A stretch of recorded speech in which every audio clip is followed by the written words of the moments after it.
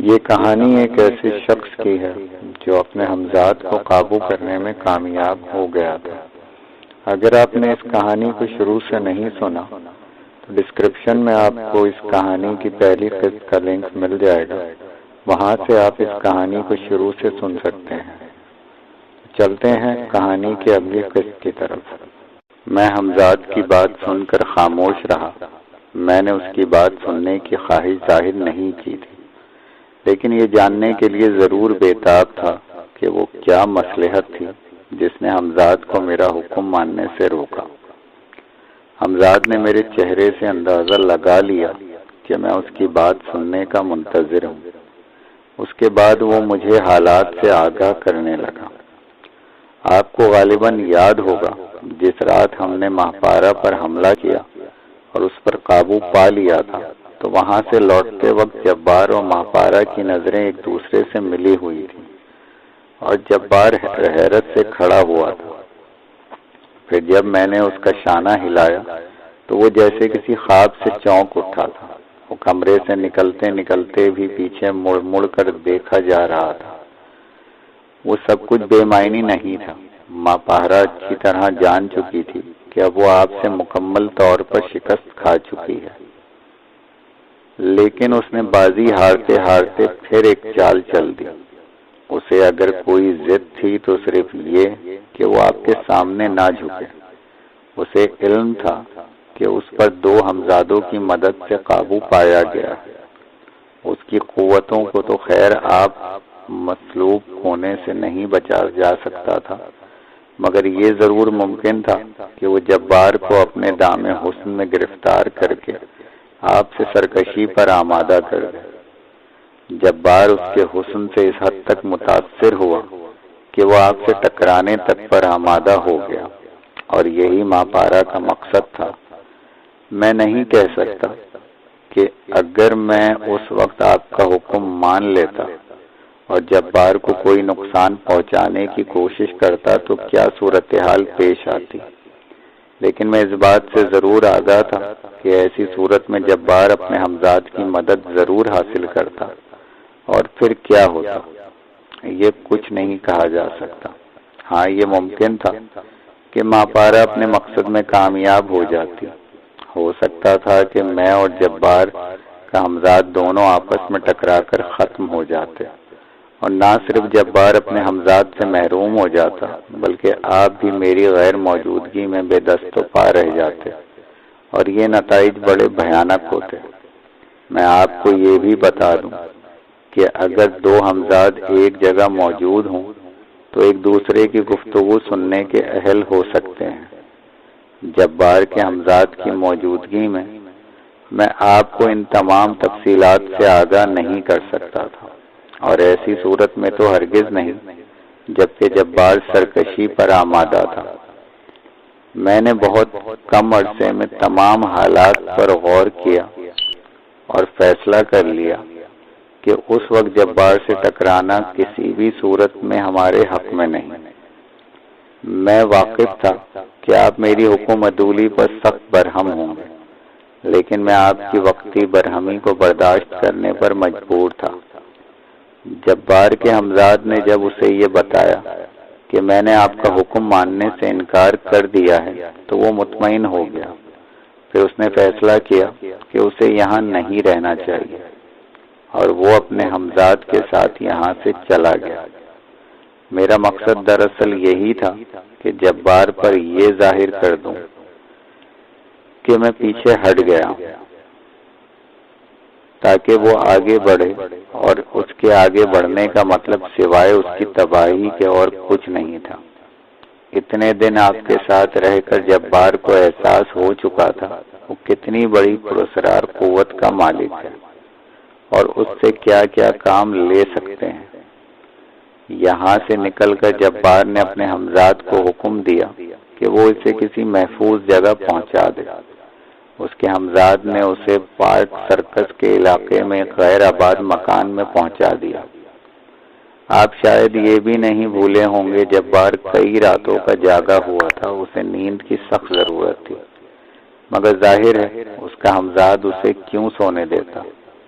اس کے سونے کے لیے ضروری تھا کہ اس کا ہمزاد اس کے پاس موجود نہ ہو، اور اس کی صرف ایک ہی صورت تھی۔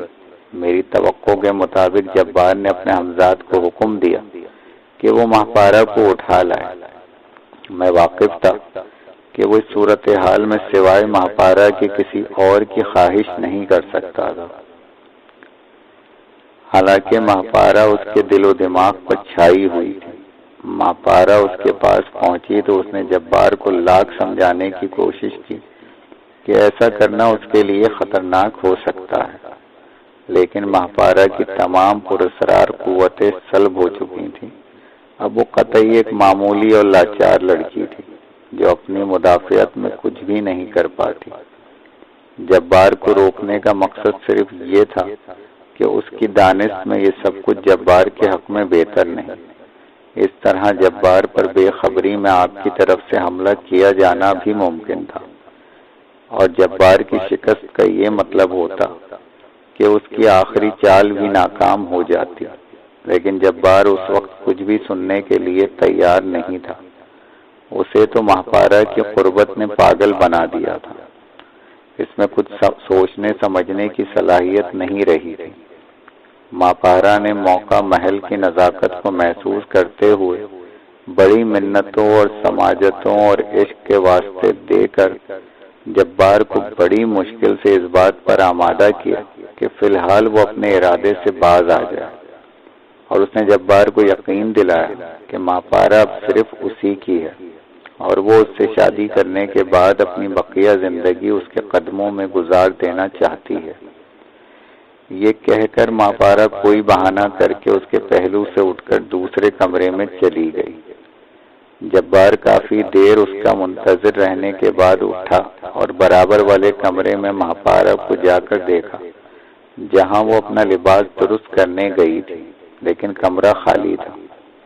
جبار نے پورا مکان کھنگال ڈالا، مگر ماہپارہ کا کہیں پتہ نہیں تھا۔ ماہپارہ نے جبار سے جو کچھ کہا تھا اس میں قطعی حقیقت نہیں تھی۔ اسے جبار سے کوئی دلچسپی نہیں تھی، وہ تو بس اسے آپ کے خلاف استعمال کرنا چاہتی تھی، لیکن حالات نے اس وقت ماہپارہ کو اتنا بوکلا دیا کہ اس نے صبح ہونے کا انتظار بھی نہیں کیا۔ اسے خطرہ تھا اگر وہ صبح تک جبار کے ساتھ رہی تو جبار کسی طرح بھی اپنے جذبات کو قابو میں نہ رکھ سکے گا، جبکہ ماہپارہ قطعی یہ نہیں چاہتی تھی کہ جبار اپنے مقصد میں کامیاب ہو جائے۔ ماہپارہ مکان سے نکل کر پیدل ہی ایک طرف روانہ ہو گئی۔ اس وقت کسی سواری کے ملنے کا بھی امکان نہیں تھا۔ ماہپارہ انتہائی دل برداشتہ تھی، وہ اپنے خیالوں میں کھوئی ہوئی چلی جا رہی تھی کہ گشت پر نکلے ہوئے پولیس کے ایک دستے نے اسے حراست میں لے لیا اور اسے کوئی آوارہ و بد کردار لڑکی سمجھے تھے۔ ماہپارہ پارک سرکس تھانے کی حوالات میں قید ہے اور جبار بے خبر پڑا سو رہا ہے۔ اس کا ہمزاد اس کے پاس نہیں۔ اسے اس حالت میں بھی ختم کیا جا سکتا ہے اور کسی بڑی مصیبت میں پھنسایا جا سکتا ہے۔ اب آپ کا جو حکم ہو اس پر عمل کیا جائے، کیونکہ ابھی صبح ہونے میں 3 گھنٹے باقی ہیں اور یہ 3 گھنٹے ہمارے لیے بڑے اہم ہیں۔ میں سمجھتا ہوں کہ اب تمام حالات جاننے کے بعد آپ کی خفگی دور ہو چکی ہوگی۔ ہمزاد نے اپنی بات ختم کرتے ہوئے میری طرف رحم طلب نظروں سے دیکھا۔ ہمزاد نے مجھے جو کچھ بتایا تھا اس سے میں بہت متاثر ہوا۔ وقتی طور پر مجھے اس کی طرف سے جو بدگمانی تھی دور ہو گئی، وہ میرے دل سے نکل گئی۔ اس میں کوئی کلام نہیں کہ تمہارے عمل سے مجھے جو روحانی اذیت پہنچی وہ اپنی جگہ، لیکن تم نے مجھے جن حالات سے آگاہ کیا ہے انہیں دیکھتے ہوئے تمہارا ہر قصور معاف کرتا ہوں، لیکن میں کوئی قدم اٹھانے سے پہلے کچھ جاننا بھی چاہتا ہوں۔ اس کا تعلق جبار کے ہمزاد سے ہے۔ جبار کو میں اس آسانی سے نہیں مرنے دوں گا۔ اس نے میری فتح کو شکست میں بدلنے کی کوشش کی تھی، جس کی اسے سزا بھگتنی پڑے گی، اور بہت سخت سزا۔ میں ماہپارہ کے لیے جن عذابوں سے گزرا ہوں اور میں نے جو جو مصیبتیں جھیلی ہیں ان سے تم بخوبی واقف ہو۔ جبار کو اگر اس وقت ہمیشہ کی نیند سلا دیا جائے تو بات ہی کیا ہوئی، میں اسے تڑپا تڑپا کر مارنا چاہتا ہوں، لیکن اس سے پہلے جیسا کہ میں کہہ چکا ہوں، میں جبار کے حمزات کے بارے میں کچھ جاننا چاہتا ہوں۔ میں سمجھتا ہوں کہ جو پراسرار قوتیں تمہیں حاصل ہیں وہی اس کے حمزات کے پاس بھی ہیں۔ کیا میں غلط کہہ رہا ہوں؟ میں نے اپنی بات ادھوری چھوڑ کر حمزات سے سوال کیا۔ کسی حد تک آپ کی بات درست ہے، لیکن اس سے قطع نظر چند باتوں پر آپ کی توجہ نہیں۔ وہ اس ضمن میں بنیادی باتیں ہیں۔ کسی بھی حمزات کی پراسرار قوتوں کا تعلق اسے قابو میں کرنے والے کی قوت ارادی ہے۔ جو شخص جتنی مضبوط قوت ارادی کا مالک ہوگا اس کا حمزات بھی اس قدر زیادہ قوی ہوگا۔ ایک فرق تو میرے اور اس کے درمیان یہی ہے، جبار کیونکہ خود مضبوط قوت ارادی کا مالک نہیں ہے، اس لیے اس کا حمزات بھی قوت میں اتنا نہیں جتنا کہ آپ کا یہ خادم۔ دوسری بنیادی بات یہ ہے کہ عامل اور اس کے حمزات میں ذہنی یگانت اور اشتراک بہت ضروری ہے، جو میرے اور آپ کے درمیان تو موجود ہے مگر جبار اور اس کے حمزات کے درمیان نہیں۔ یہی سبب ہے کہ اس کا حمزات خود اپنی طرف سے نہ تو اسے کوئی مشورہ دیتا ہے اور نہ ہی آنے والے خطرات سے واقف ہونے کے باوجود ان سے جبار کو مطلع کرتا ہے، یہاں تک کہ وہ اسے سونے تک نہیں دیتا۔ اس کا سبب آپ جانتے ہی ہیں کہ جبار کے عمل میں کچھ خامی رہ گئی تھی۔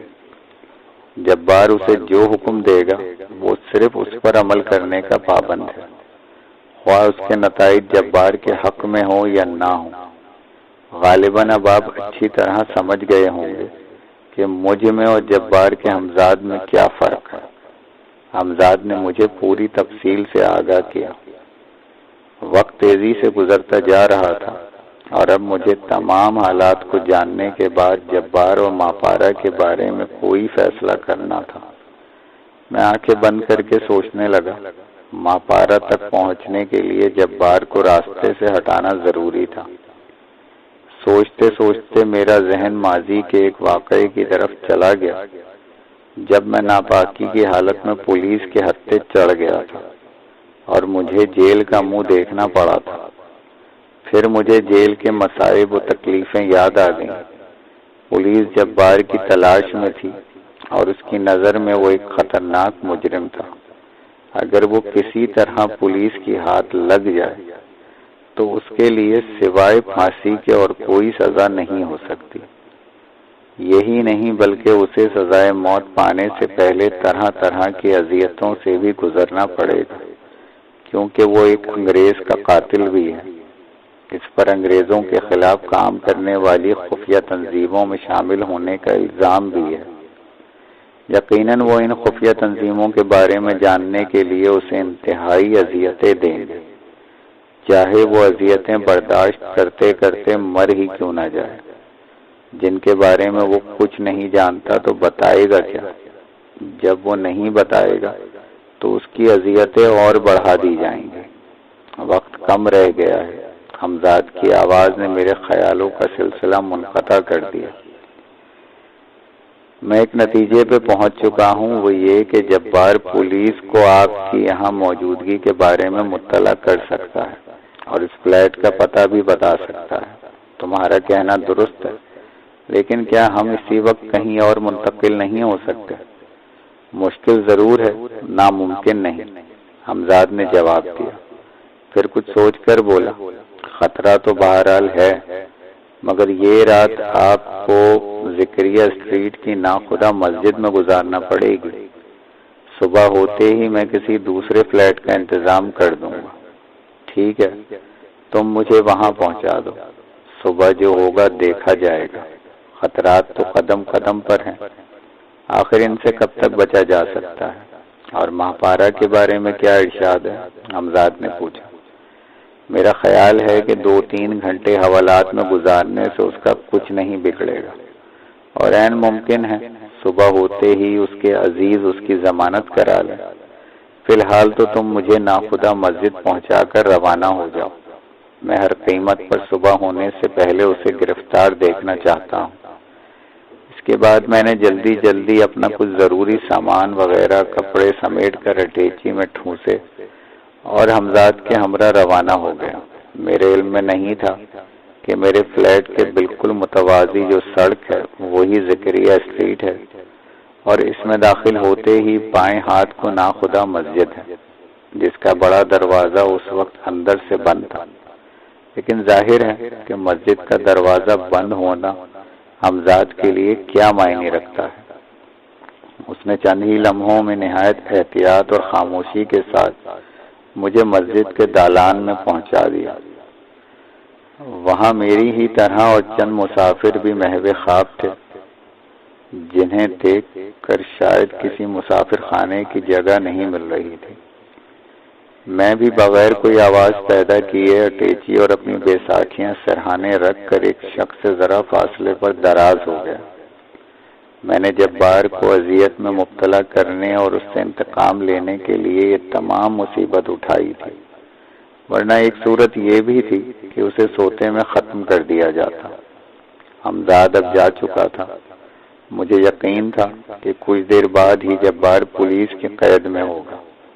حمزاد پر اب میرا اعتماد دن بدن بڑھتا جا رہا تھا۔ میں نے چاہا کہ کروٹ بدل کر کچھ دیر کے لیے سو جاؤں، مگر ذہن میں اتنے خیالات کا ہجوم تھا کہ کوشش کے باوجود نیند نہ آئی۔ پھر یوں ہی آنکھیں بند کیے کیے مجھے ایک مشغلہ سوجا۔ میں اب اپنے تصور کی قوت بروئے کار لا چکا تھا۔ اس وقت میں جبار کے بارے میں کچھ جاننے کے لیے بے چین تھا کہ اس کا کیا حشر بنا۔ میں اپنی آنکھیں بند کیے واضح طور پر دیکھ رہا تھا جبار نیم برہنہ حالت میں ایک سمٹی سمٹائی چادر پر بیٹھا تھا۔ چادر زمین پر بچھی ہوئی تھی۔ کمرے میں موم بتی کا ہلکا اجالا پھیلا ہوا تھا جو اب بجھنے کے قریب تھی۔ اس کا مطلب یہ تھا کہ پولیس اب تک اسے گرفتار نہیں کر سکی ہے۔ میں نے اپنے اس دائرہ تصور کو اور وسیع کیا اور اب اس مکان کے باہر بھی سب کچھ دیکھنے کا اہل تھا۔ ابھی مجھے ماحول کا جائزہ لیتے ہوئے چند لمحے ہی گزرے تھے کہ میں نے اس مکان کے چاروں طرف گلیوں میں کچھ متحرک سائے دیکھے جو رفتہ رفتہ اپنا گھیرا تنگ کر رہے تھے۔ یقیناً پولیس جبار کو گرفتار کرنے کے لیے نہایت احتیاط سے کام لے رہی تھی، اور انہوں نے اپنی جیپیں اس مکان سے کچھ دور ہی چھوڑ دی تھی تاکہ ان کے شور سے مجرم ہوشیار نہ ہو جائے۔ میں فی الحال اس بات سے واقف نہیں تھا کہ حمزاد نے کس طرح پولیس کو مطلع کیا، مگر میں اپنے احکامات کی تکمیل ہوتے خود اپنی آنکھوں سے دیکھ رہا تھا۔ پھر میرے دیکھتے ہی دیکھتے خاموشی سے پولیس آس پاس کے مکانوں میں بھی داخل ہو گئی۔ ان مکانوں میں رہنے والے سخت خوفزدہ نظر آ رہے تھے، لیکن انہیں کوئی بھی سوال کرنے کی اجازت نہیں دی گئی۔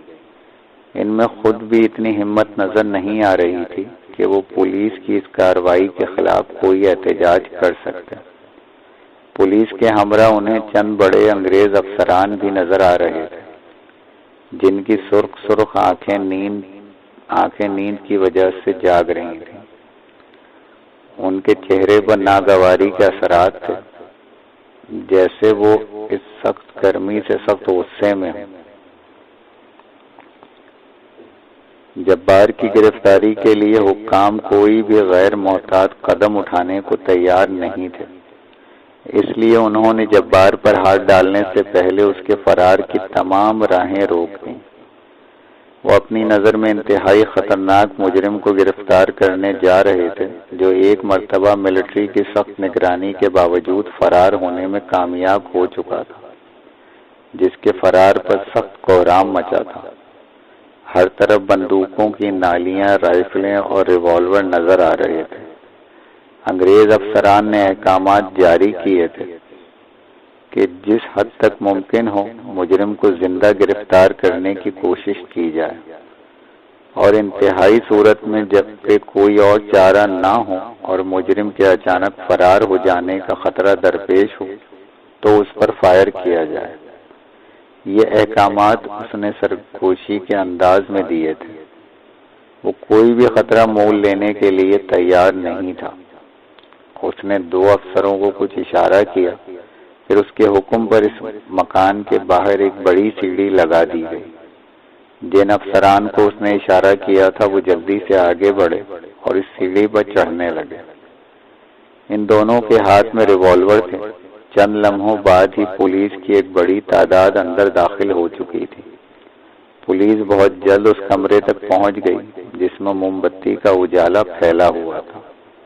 ٹارچوں کی روشنی تیزی سے ہر طرف پڑ رہی تھی۔ غالباً انہیں خدشہ تھا کہ کہیں مجرم کے ساتھ اس کے دوسرے ساتھی بھی نہ ہوں۔ جب وہ مطمئن ہو گئے تو ہر طرف سے اس کمرے کو گھیر لیا گیا۔ اس کے دروازے اور کھڑکیوں سے اب بندوقیں اور رائفلوں کی نالیاں جھانک رہی تھیں، لیکن اس کے باوجود اب تک کسی میں اتنی ہمت نہیں ہو رہی تھی کہ کمرے میں داخل ہو کر بے خبر سوتے ہوئے جبار پر ہاتھ ڈال سکے۔ انگریز افسران کے چہروں پر اب بھی خوف کی پرچھائیاں تھیں۔ وہ کچھ ضرورت سے زیادہ ہی جبار سے خوف زدہ تھے، کیونکہ انہیں بتایا گیا تھا وہ انگریزوں کے خلاف کام کرنے والی خفیہ تنظیموں کے سربراہ کا دست راست تھا۔ ظاہر ہے وہ کوئی معمولی یا غیر اہم آدمی نہیں رہا ہوگا۔ انگریز افسران ریوالور تانے دروازے میں کھڑے تھے۔ ان میں خود تو اتنی ہمت نہیں تھی کہ جبار تک پہنچ پاتے۔ انہوں نے چند دوسرے ہندوستانی افسران کو آگے بڑھ کر جبار کو گرفتار کرنے کا حکم دیا۔ جبار اب تک حالات سے بے خبر اسی طرح سو رہا تھا۔ اب 3-4 ہندوستانی افسر بہت آہستہ آہستہ قدم اٹھاتے ہوئے اس کی طرف بڑھ رہے تھے، اور میں یہ منظر دیکھ کر انگریز افسران کی بزدلی پر کھول رہا تھا، جو پولیس کی اتنی بڑی تعداد ساتھ ہونے کے باوجود خوف زدہ نظر آ رہے تھے۔ پھر وہ منظر میرے لیے انتہائی پرمسرت تھا جب میں نے جبار کے ہاتھوں میں ہتھکڑیاں پڑتے دیکھی اور اسے ایک دم گھبرا کر اٹھتے دیکھا۔ وہ پھٹی پھٹی آنکھوں سے ہر طرف دیکھ رہا تھا، جیسے وہ سمجھ نہ پا رہا ہو کہ یہ ایک دم کیا ہو گیا۔ میں نے اس سے زیادہ دیکھنے کی ضرورت محسوس نہیں کی اور آنکھیں کھول دی۔ میرے آس پاس سونے والوں کے خراٹے گونج رہے تھے۔ ابھی صبح ہونے میں کچھ دیر باقی تھی۔ میں چاہتا تھا کہ جلد سے جلد صبح ہو تاکہ میں یہاں سے کسی محفوظ مقام پر منتقل ہو جاؤں۔ جبار کی گرفتاری کے بعد میرا اس طرح کھلے عام پھرنا خطرناک ہو سکتا تھا۔ یقیناً جبار پولیس کو میرے بارے میں بھی بتا دے گا، اور اگر اس نے خود ایسا نہ بھی کیا تو پولیس اس پر تشدد کر کے میرے بارے میں معلوم کرنے کی کوشش کرے گی، اور جب انہیں یہ معلوم ہوگا میں بھی کلکتہ میں ہوں تو پھر تیزی سے میری تلاش شروع ہو جائے گی۔ اسی وقت میرے ذہن میں ایک اور خیال آیا کہ کہیں جبار کو اس کی مہلت نہ مل جائے کہ وہ غسل کر لے۔ اس صورت میں اس کا پولیس کی گرفت سے نکل جانا عین ممکن تھا۔ اس خیال کے پیش نظر میں چاہتا تھا حمزات کو اس طرف سے بھی محتاط کر دوں، لیکن یہاں مسجد میں دوسرے افراد کی موجودگی کے سبب حمزات سے ہم کلام ہونا کسی خطرے کا پیش خیمہ بھی ہو سکتا تھا۔ مجھے صبح کا انتظار کرنا تھا اور صبح ہونے میں نہیں آ رہی تھی۔ لمحہ لمحہ میری بے چینی میں اضافہ ہوتا جا رہا تھا۔ میں نے اپنے ذہن کو انتظار سے نکالنے کے لیے ایک مرتبہ پھر اپنے تصور کی قوت کا سہارا لیا۔ اس مرتبہ میری چشم تصور اس چہرے کی تلاش میں تھی جس کے لیے میں نے کتنی ہی راتیں اور کتنے ہی دن تڑپ تڑپ کر گزارے تھے۔ آخر وہ چہرہ میرے سامنے آ ہی گیا۔ یہ چہرہ ماپارا کا تھا۔ اس چہرے کو دیکھتے ہی مجھے دھچکا سا لگا۔ اس کے رخساروں پر آنسو بہہ رہے تھے اور چہرے پر شدید روحانی اذیت کے آثار تھے، جن پر چند لمحوں میں میری سمجھ میں سب کچھ آ گیا، اور جو کچھ میں سمجھا اس نے میرا خون کھولا دیا۔ وہ حوالات تو نہیں تھی مگر پارک سرکس تھانے ہی کا ایک کمرہ تھا۔ اس کمرے کے باہر تھانہ انچارج کی تختی لگی ہوئی تھی۔ ماپارا کو پولیس نے جس حالت میں گرفتار کیا تھا اس سے انہوں نے یہی اندازہ لگایا ہوگا کہ وہ کوئی آوارہ لڑکی ہے۔ پھر ظاہر ہے ایک آوارہ اور حسین لڑکی کے ساتھ جو کچھ کیا جانا چاہیے تھا وہی ہو رہا تھا۔ ماہپارا کا یہ حشر ہوگا، اس کے بارے میں کبھی میں نے سوچا بھی نہیں تھا۔ یہ ماہپارا کی انتہائی ذلت تھی۔ مسجد کا بڑا دروازہ اب کھل چکا تھا۔ میرے آس پاس سونے والے ایک ایک کر کے بیدار ہونے لگے تھے۔ میں نے جلدی سے اٹھ کر اپنا سوٹ کیس اٹھایا اور بے ساکھیاں سنبھالتا ہوا تیزی سے مسجد کے دروازے سے نکل کر کھلی سڑک پر آ گیا۔ سڑک ابھی دور تک سنسان پڑی تھی۔ میں تیز تیز چلتا ہوا جلدی سے ایک چوڑی سی سڑک پر داخل ہو گیا۔ مجھے حمزاد کو طلب کرنے کے لیے کسی ایسی جگہ کی تلاش تھی جہاں سے فوراً کسی کے گزرنے کا خدشہ نہ ہو۔ حمزاد کے پہنچتے ہی میں نے بغیر اس کی کوئی بات سنے بےتابی سے کہا، اسی وقت فوراً پارک سرکس تھانے پہنچو اور ماہپارا کو ان درندوں کے چنگل سے آزاد کرا کے اس کی پھپھی کے فلیٹ میں پہنچا دو۔ اس کے بعد جتنی جلدی ممکن ہو مجھ تک پہنچنے کی کوشش کرو۔ میرا حمزاد میرا حکم سن کر فوراً روانہ ہو گیا اور میں اس گلی سے نکل کر پھر وقت گزاری کے لیے کھلی سڑک پر نکل آیا۔ اب اکا دکا نمازی مسجد کی طرف لپکتے ہوئے نظر آ رہے تھے۔ مجھے یاد نہیں وہ انتہائی مختصر عرصہ کس طرح گزر گیا، بس مجھے اتنا خیال ہے کہ اس وقت میں بے حد پریشان اور بے چین تھا۔ نہ معلوم ان درندوں نے ماہپارا کا کیا حال کرا ہوگا۔